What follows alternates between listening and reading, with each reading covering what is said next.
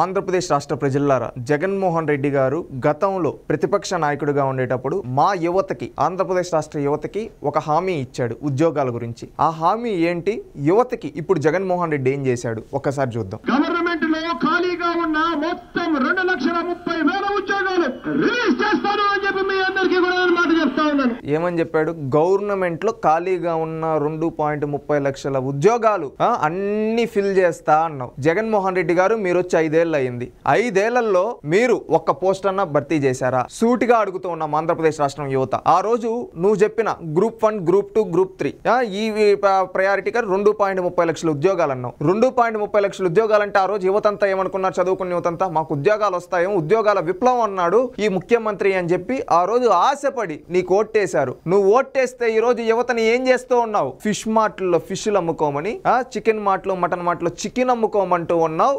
ఇది నువ్వు చేసింది. రాష్ట్రంలో ఒకప్పుడు నిరుద్యోగులకు నిరుద్యోగ భృతి ఇచ్చేవాళ్ళు. ఆ నిరుద్యోగ భృతిని రద్దు చేసేసిన వ్యక్తి నువ్వు కాదా జగన్మోహన్ రెడ్డి? అదే విధంగా యువతకు ఫీజు రియంబర్స్మెంట్ ఇవ్వకుండా, అదే విధంగా ఈ విధంగా ఆ రోజు గాలి మాటలు చెప్పావు. ఆ రోజు నమ్మి ఈ రోజు కోచింగ్ సెంటర్ లో ఎంతమంది యువత నలిగిపోతున్నారో మగ్గిపోతున్నారో తెలుసా జగన్మోహన్ రెడ్డి? ఆ 2.30 లక్షల ఉద్యోగాలు ఏమయ్యాయి? సూటిగా అడుగుతూ ఉన్నాం ఆంధ్రప్రదేశ్ రాష్ట్రంలోని యువత. దీనికి సమాధానం చెప్పు ముఖ్యమంత్రి.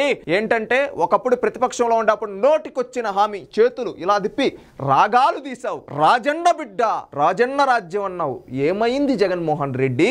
సమాధానం చెప్పు. 2.30 లక్షల ఉద్యోగాలు ఒక్కటి కూడా ఫిల్ చేయలేదు. నువ్వు చేతగాని వ్యక్తివని నువ్వే ఒప్పుకుంటున్నావా? ఆంధ్రప్రదేశ్ రాష్ట్రంలోని యువతకి క్షమాపణ చెప్పు. ఈ విధంగా మోసం చేసినందుకు ఆంధ్రప్రదేశ్ రాష్ట్రంలోని యువత ఒక్కసారి ఆలోచించండి.